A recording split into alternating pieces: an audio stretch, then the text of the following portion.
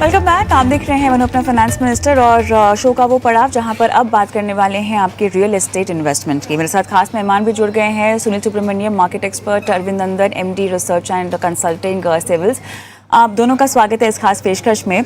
और सुनील सर, आपके पास आऊँगी क्योंकि हमेशा देखिए हम इन्वेस्टमेंट्स की जब बात करते हैं, फाइनेंशियल पोर्टफोलियो की बात करते हैं, तो रियल एस्टेट एक ऐसी एसेट क्लास है जो आपके पास होना चाहिए। और हम जानते हैं कि भारतीयों को सोना और रियल एस्टेट निवेश के लिहाज से बहुत ही कंफर्टेबल विकल्प लगते हैं।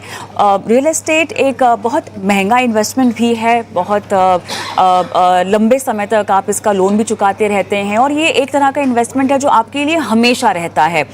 जब भी कोई अपनी पहली सैलरी उसको हाथ में आती है तो पहली चीज़ जो बोली जाती है माँ बाप की तरफ से भी कि बेटा पैसा जमा करो, घर खरीदना है। अब ऐसे में घर खरीदने का सही टाइम क्या होता है और घर खरीदने में अगर आपने देरी कर दी है तो वो देर भी किस समय का होता है, कैसे आप समझाएंगे इसको सुनील सर? मैं कहूंगा कि जैसे आपने कहा कि रियल एस्टेट एक कैपिटल इंटेंसिव इन्वेस्टमेंट है, और दूसरी बात यह है कि क्योंकि जैसे स्टॉक मार्केट में मार्जिन ट्रेडिंग सुना होगा कि किसी ने कुछ पैसा डाला तो वो स्टॉक्स को गिरवी रख के उन्होंने और निवेश किया मार्केट में, उसको मार्जिन ट्रेडिंग कहते हैं। वैसे इसको मैं मार्जिन इन्वेस्टमेंट कहूंगा, यानी घर खरीदने के लिए आसानी से आपको हाउसिंग लोन्स मिलते हैं और कई ऐसे इंस्टीट्यूशन हैं जहां पे आपको खाली 15% आपका निधि होना चाहिए, 85% वो देते हैं। तो इससे क्या होता है कि आपकी जो मंथली जो रकम देना है, ईएमआई उसको कहते हैं, इक्वेटेड मंथली इंस्टॉलमेंट, वो कम होती है जब आप उम्र आपका कम होता है, और आजकल 20, 25, 30 साल तक भी देने के लिए तैयार है। तो मेरे ख्याल में जितनी जल्दी हो सके आप शुरू करेंगे। अगर आप पढ़ाई खत्म करके एक नौकरी में दाखिल हो गए हो, 25-26 साल के हो, तो आपके पास रिटायरमेंट तक 35 साल का वक्त है। तो मेरे ख्याल में जितनी जल्दी आप एक 25-30 साल की एक लोन लेकर एक छोटा सा घर खरीद ले, तो दो एडवांटेज होती है इसमें। शायद वो घर आपके रहने के लायक 10 साल के बाद नहीं होगा, क्योंकि उस वक्त आपके पास जो कैपिटल है वो कम होगी, मगर फिर भी आप ट्रेडिंग कर सकते हो। 10 साल 15 साल के बाद उसी घर को बेचकर एक नया घर खरीदने के लिए उसको वो प्रिंसिपल में आप इस्तेमाल कर सकते हो। तो मेरा ख्याल है कि जितना जल्दी हो सके करना है। अगर आपने डिले कर दिया, क्या हर साल, क्या इंडिया ऐसी देश है जहां पे आबादी, वर्ल्ड की मोस्ट पॉपुलस देश है हम, और लैंड साइज में देखें हम 7वीं रैंक पे ही है, नंबर 1 अव्वल number in population but only 7th rank in land, यानी पीपल का प्रेशर ऑन लैंड पे ज्यादा होता है। इसके अलावा इंडिया में एक एग्रीकल्चर ओरिएंटेड इकोनॉमी होने के कारण ज्यादा लैंड एग्रीकल्चर में होता है जो घर बनाने के लिए इस्तेमाल नहीं हो सकता है। तो अर्बन और सेमी अर्बन एरियाज में जो जगह है उसी में होता है। तो लैंड के ऊपर प्रेशर रहेगा तो लैंड की प्राइसेस बढ़ती जाएगी, और जैसे आप इसको डिले करेंगे आपको ना ही जो उम्र मिलता है, जितनी लंबी लोन ले वो कम होता है, आपकी ईएमआई भी बढ़ जाएगी क्योंकि लैंड प्राइसेस भी बढ़ रही है। और ये चीज को हाथ में रखते हुए मैं मानता हूं कि जितनी जल्दी हो सके आप एक होम लोन के जरिए एक घर खरीदने की जितनी जल्दी हो सके आप शुरू करा दें, यही मेरी सलाह होगी।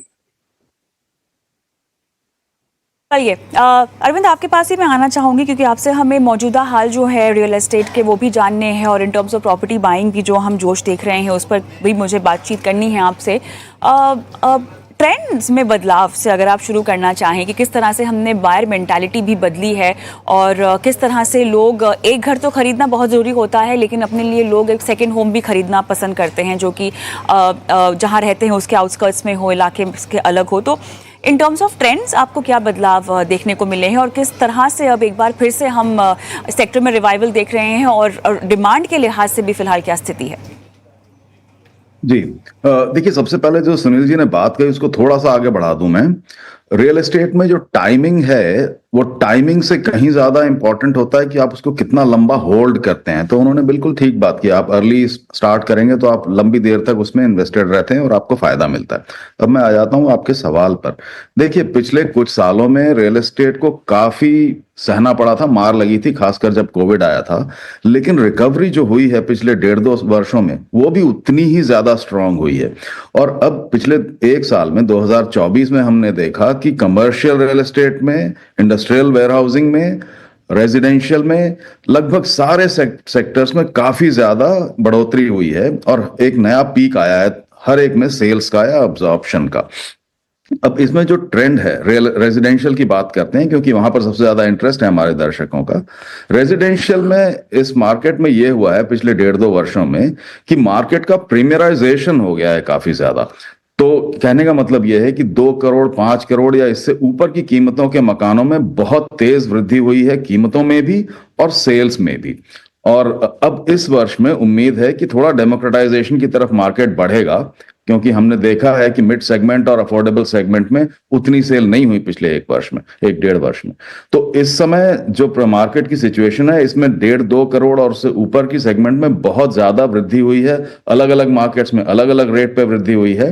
लेकिन अगर आप मुंबई, दिल्ली, बड़े शहरों को ले लें तो कहीं 22% अंडर कंस्ट्रक्शन में वृद्धि हो गई है 1 साल में, कहीं 50% तक की वृद्धि हो गई है वैल्यूज में। तो इसलिए अगर आप टाइम करना चाहते हैं मार्केट को, तो शायद आपको तुरंत इन्वेस्ट हो जाना चाहिए, क्योंकि ये वृद्धि आगे भी चलेगी अगले 1 वर्ष तक या उससे ऊपर तक।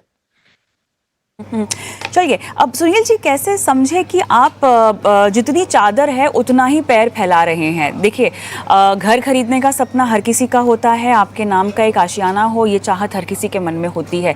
लेकिन वो कहते हैं ना कि अपनी हैसियत से ज़्यादा आपको नहीं उड़ना चाहिए। वो हम कैसे अपने लिए तय करें, क्योंकि ये एक बहुत लंबा फाइनेंशियल गोल है जिसके लिए आपको बहुत लंबे समय तक इन्वेस्टेड रहना पड़ेगा, और इसका मुनाफा भी तभी आपको होगा जब आप लंबे समय तक रहेंगे और जिस तरह की वैल्यू आपने उस पर खरीदा है उससे ज़्यादा मिलने के आसार बहुत लंबे समय के बाद ही सामने आते हैं, उसका फल तब मिलता है। लेकिन कैसे डिसाइड करें कि ये हमारे लिए सही कॉस्ट है या हम इसको अफोर्ड कर पाएंगे? जी बात है ना, आपकी जो टोटल इनकम होती है उसमें तो समझिए टैक्सेस तो कटवाना ही है। तो पोस्ट टैक्स आपका जो मंथली इनकम होता है, मैं समझता हूँ कि उससे में 50% से ज्यादा आपका ईएमआई का बर्डन नहीं होना चाहिए। बाकी 50% में आप बाकी के सेविंग्स, आपके खर्चे, ये सब मैनेज कर सकते हैं। मगर अगर 50% का रूल आप अपनाएं तो आपको सही।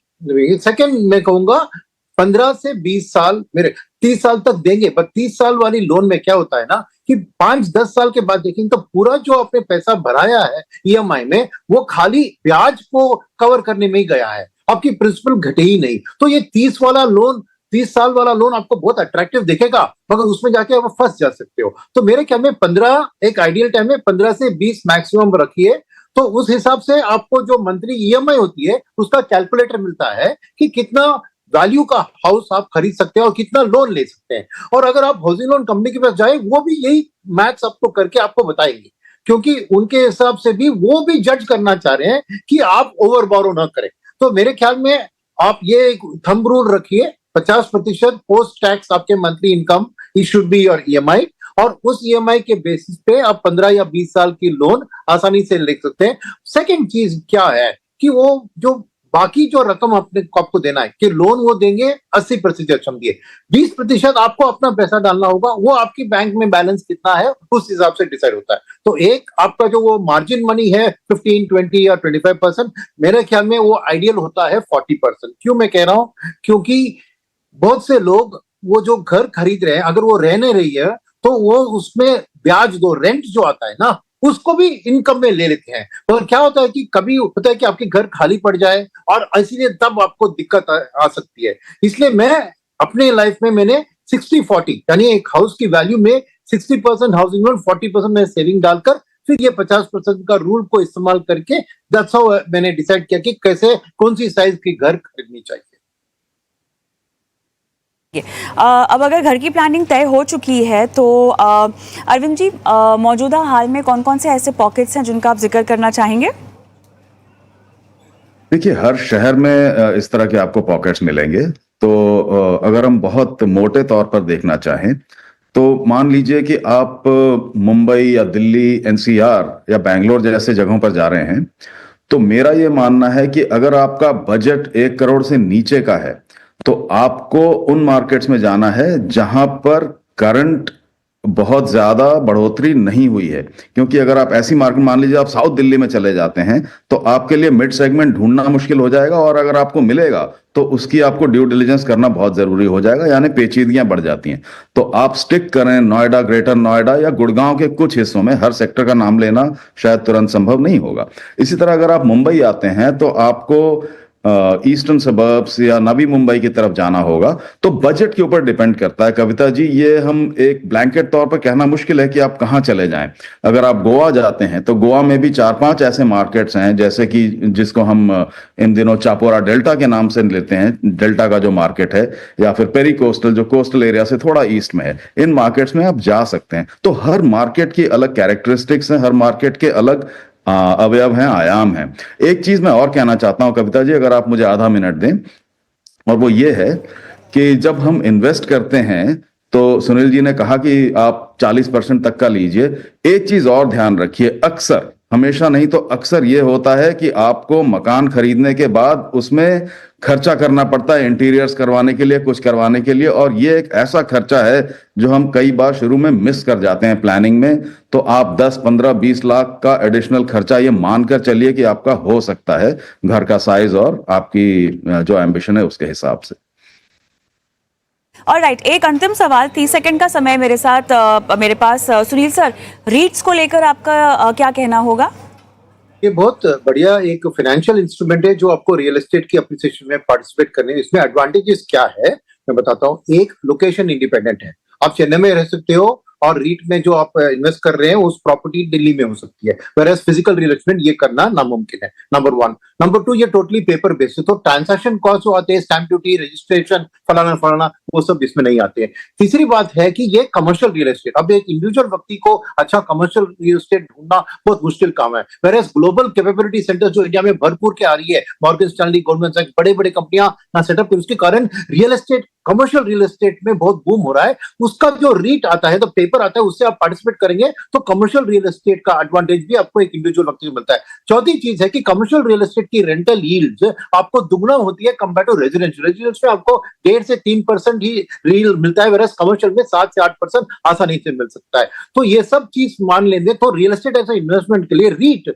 बहुत एक अच्छा फाइनेंशियल इंस्ट्रूमेंट है, जहां बिना ट्रांजैक्शन कॉस्ट, बिना ये कमर्शियल रियल एस्टेट में आप पार्टिसिपेट करके अपना wealth creation with real estate as an asset class build कर सकते हैं। म्यूचुअल फंड्स में भी उसमें अभी एसेट एलोकेशन फंड्स में रीट्स को भी शामिल करते हैं, तो उसको आप चुन सकते हैं। और सेबी ने भी इनिशिएट किया है कि लो लेवल में भी इंडिविजुअल रीट्स में पीपल पार्टिसिपेट करें, ये रेगुलेशंस भी आ रही है। तो ये सब में आपको ध्यान देना की जरूरत है कि बहुत बढ़िया इमर्जिंग एक एसेट क्लास है रीट्स। चलिए, कुल मिला के यहाँ पर किस तरह से अपने पोर्टफोलियो में आपको रियल एस्टेट को जगह देनी चाहिए, खुद प्रॉपर्टी खरीदने को लेकर क्या टाइमिंग आपके लिए सही होनी चाहिए, इस पर हमने बातचीत की। बहुत बहुत धन्यवाद आप दोनों का, समय निकाला और तमाम पेचीदगियाँ इतनी आसान भाषा में हमारे दर्शकों को आज आपने समझाई। इसी के साथ वक्त हो चला है शो को भी समाप्त करने का, और जाते जाते एक बार फिर से हमारा व्हाट्सएप नंबर और साथ ही यूट्यूब पर देख रहे हैं तो कमेंट बॉक्स पे अपने सवाल डाल दीजिए। नमस्कार।